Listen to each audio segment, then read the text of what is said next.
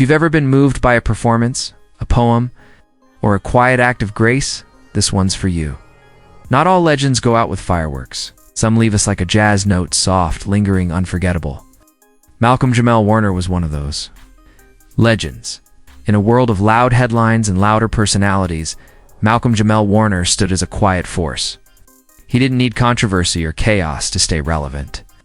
He relied on purpose, passion, and presence. And now, as the world processes his untimely passing, it's not just a beloved actor. We're mourning. It's a spiritual voice, creative giant, and a cultural cornerstone. His final goodbye was not a spectacle. It was a symphony of softness, memory, and meaning. At just 54, Warner's passing stunned the world.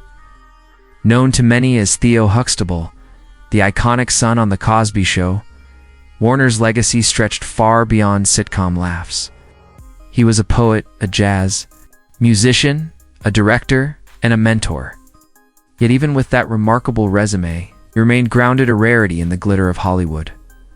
Warner passed away surrounded by close family, following a private struggle with an undisclosed illness. He fought quietly, like everything else he did, with dignity and grace. A family friend shared, and that grace echoed through every detail of his funeral.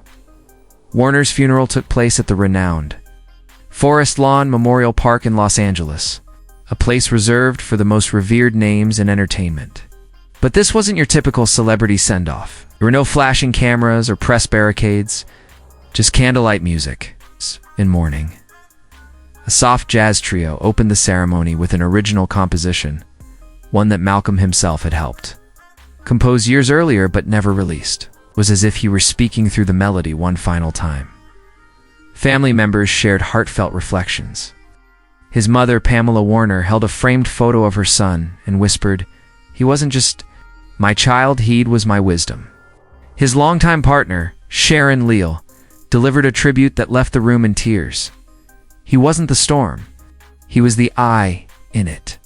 Calm, still, the center of peace.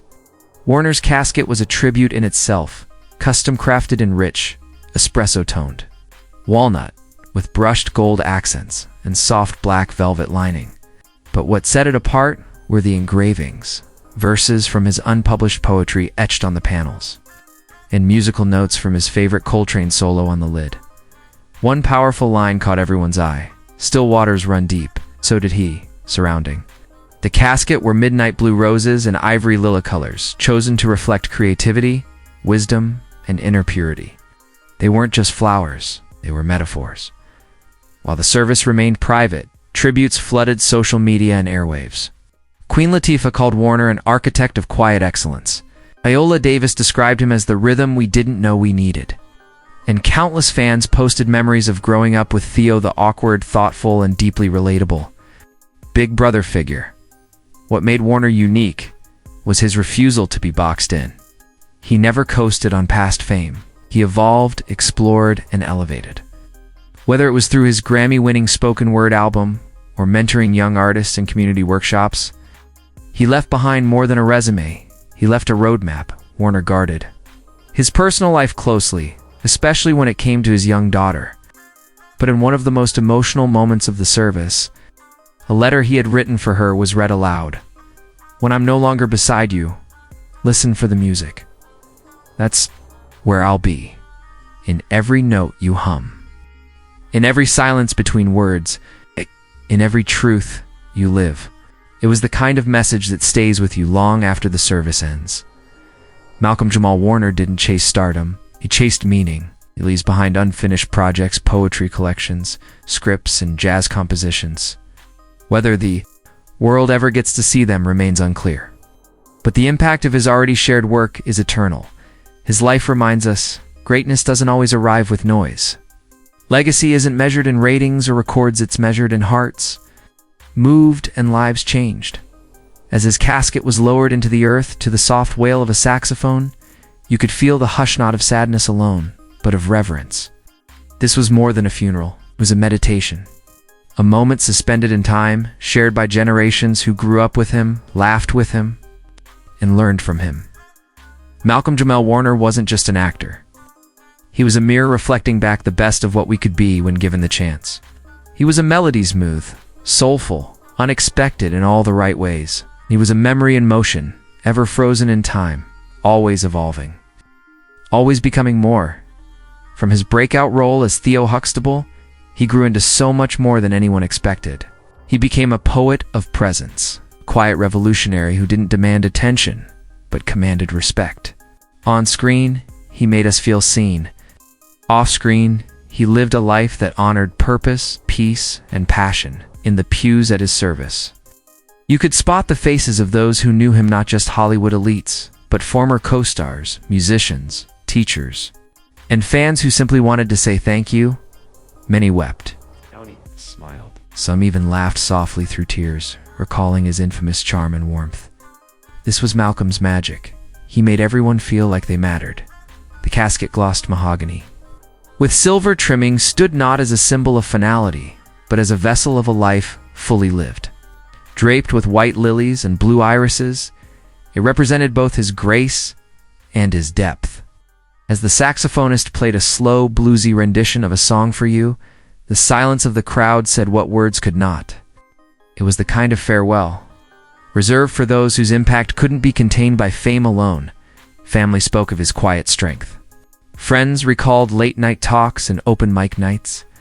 Colleagues shared stories of his professionalism, his poetry, the gentle way he uplifted others without ever dimming his own light. And then there were the fans. Hundreds gathered outside, holding signs, photos, and handwritten letters. Some said he got them through childhood. Others credited him with inspiring their art, their confidence, their voice. He didn't just act, he connected. And through that connection, he healed. There's a beauty in how Malcolm chose to move through this world. No scandals, did no noise. Just intentional living in quiet excellence. In an age where so many chase the spotlight, he remained grounded, proof that it's not the volume of your life that defines you, but the harmony you leave behind. He proved that you can live with humility and still make the world pause when you leave it. His final curtain call may have come, but the stage feels far from empty. His voice lingers in the poems he published. His warmth lives in the characters he portrayed. His influence endures in every young artist who dares to blend artistry with integrity. We say goodbye today not just to a man, but to a moment in history on era of television and storytelling where the lines between art and life blurred for the better. He helped shape that era, and he'll forever be a part of it. Rest easy, Malcolm. You played your final note with grace, but your song lives on in us all. What's your favorite Malcolm-Jamal Warner memory? A scene, a quote, a moment. Like this tribute, share it with someone who loved him, and subscribe for more stories celebrating legends who made a difference, not just in entertainment, but in our lives. Top of form.